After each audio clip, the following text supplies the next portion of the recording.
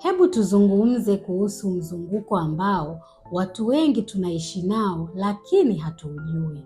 Mzunguko hatari kati ya afya ya akili na umaskini. Sio kama nadharia, bali kama uhalisia wa kimya wa kila siku. Umaskini hauondoi pesa tu mfukoni, bali huchosha na akili. Na unapokuwa na mawazo kila wakati kuhusu kodi, chakula, ada za shule, usafiri au gharama za matibabu, akili yako hubaki kwenye hali ya kujiokoa.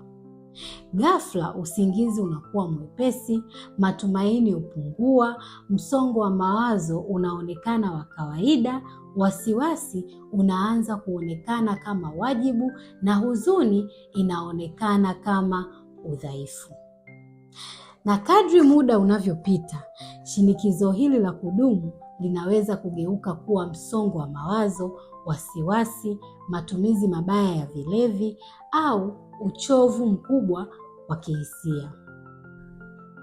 Na hapa kuna upande mwingine wa mzunguko ambao huwa hatuuzungumzii kabisa.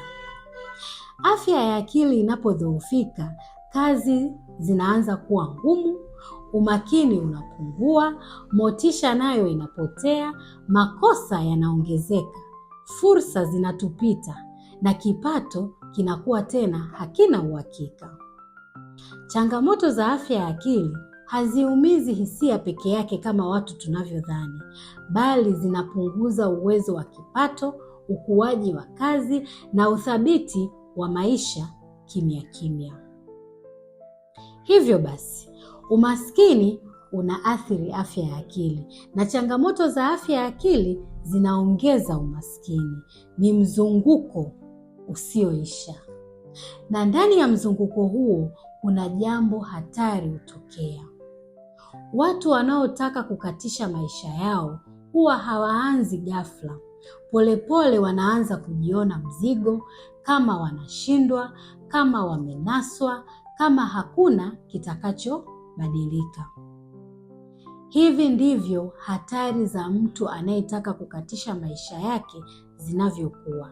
Si kwa tukio moja la ghafla, bali kupitia mchakato mrefu wa ukimya, wa shinikizo, aibu na kujitenga.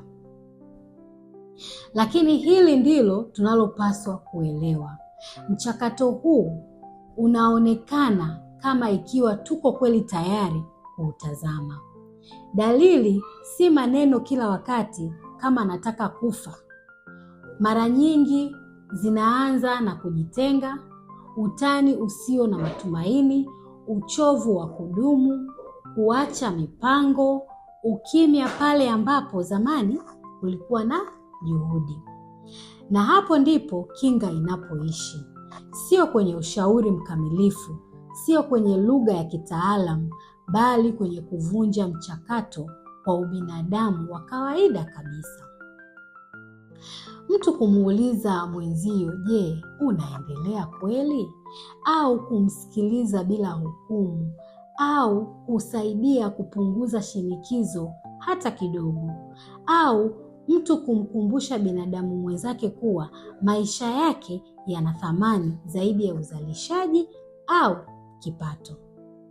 Na kama tukielewa kuwa watu wanaokatisha maisha yao sio tukio la ghafla, bali ni mwisho wa mchakato mrefu wa ukimya, basi tutaacha kusubiri dharura. Badala yake tutaanza kuwepo mapema, tutaanza kushirikiana, kubeba wajibu, tutaanza kuvunja mzunguko kwa muunganiko mmoja wa kibinadamu kwa wakati mmoja.